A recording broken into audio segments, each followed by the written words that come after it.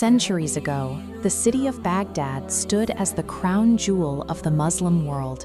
It was an empire of trade and intellect, ruled by the observant Caliph Omar. Omar frequently discarded his royal identity to walk the markets in the guise of a commoner, desperate to see the city as it truly was, away from the filters of his throne.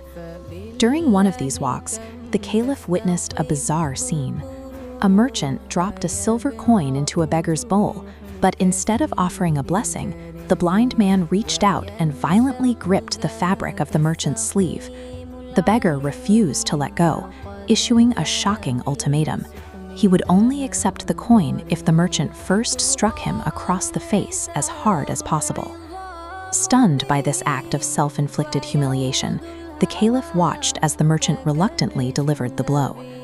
Omar returned to his palace that night unsettled, unable to erase the image of the beggar's face from his mind. The next morning, the beggar was summoned to the royal court.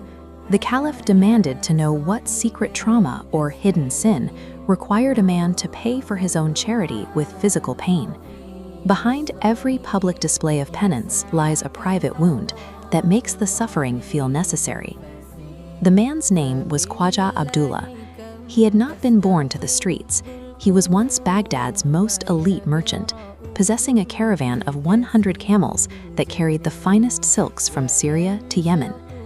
His life changed during a journey through the desert heat when he encountered a solitary dervish, a holy man who sat in the sand with nothing but the clothes on his back and an air of perfect peace.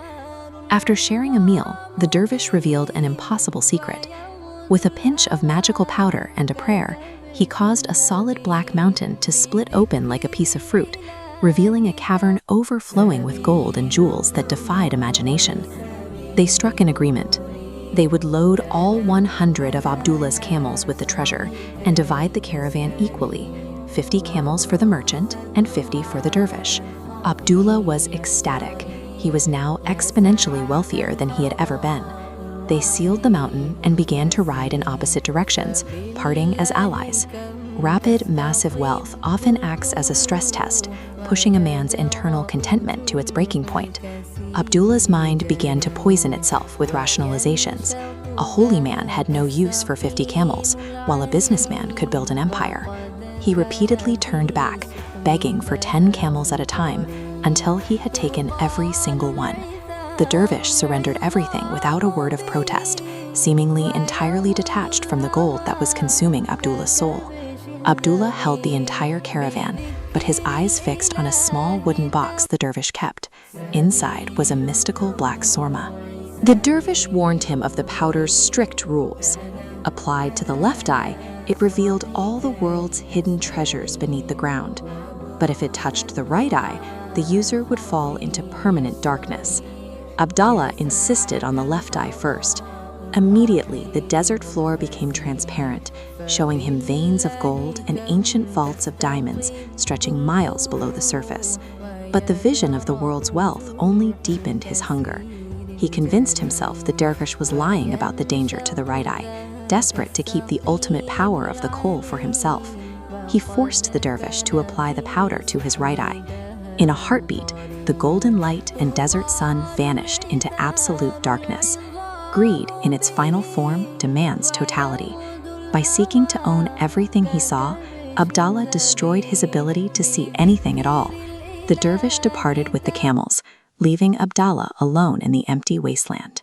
The man who had just owned 100 camels of gold was now a blind man screaming at a horizon he could no longer see.